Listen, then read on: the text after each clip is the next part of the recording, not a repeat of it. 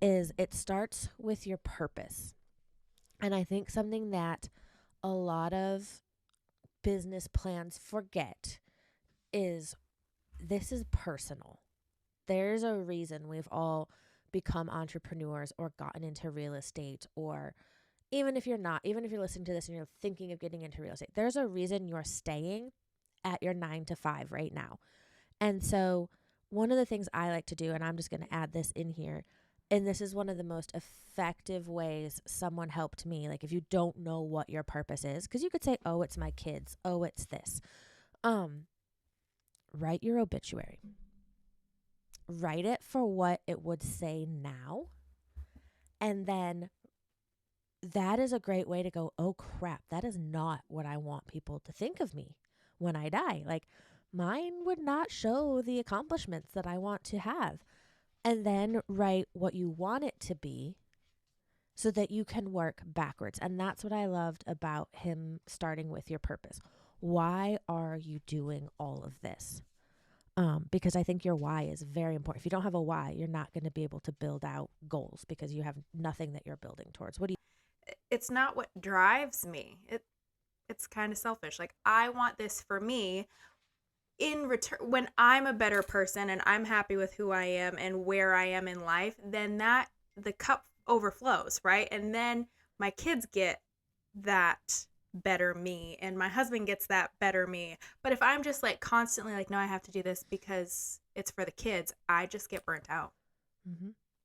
That's probably not good to say out loud. No, But no, that is, I think that is something. So, standing on the outside of momhood, because I'm not a mom, I never will be a mom.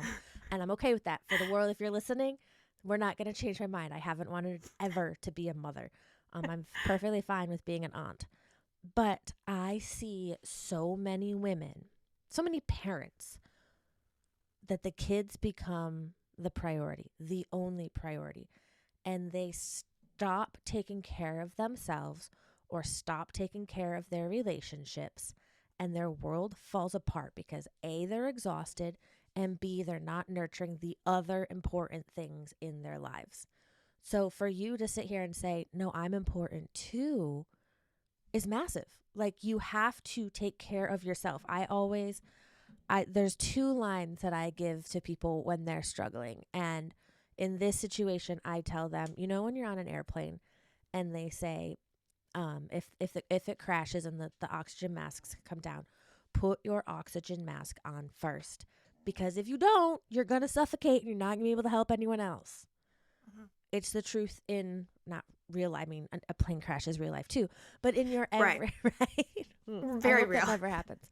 But in your everyday life, if you're not taking care of yourself, you will not be able to effectively take care of the other people and things that are important in your life. The part that I loved specifically about this part in the call was that it wasn't a you need one thing, right? What is your why? And because it is a multifaceted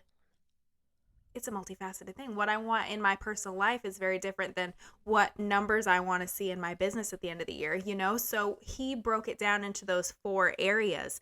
So it was like personal, It's yeah, me, me, family, team, and team, legacy. and legacy. So for me, I don't have a team.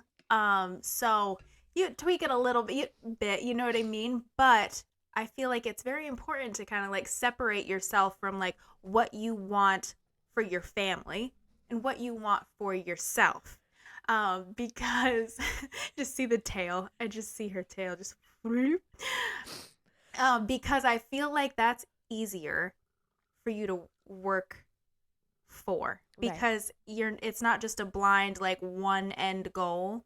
Like, you're working to have a positive impact in your own personal life and be there to support your family, your team, your business, and they can all be very different. His the notes that he wrote down, because he went through the plan like in his perspective kind of thing, are massively different. Right. So I think that that's hugely important. I think the one thing that really spoke to me was like his goals for his family weren't necessarily, I want to move to Tahiti, or what you would think of a billionaire, because he's going to be a billionaire if he's not already.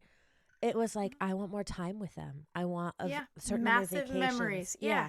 And so I think that's realistic for anyone.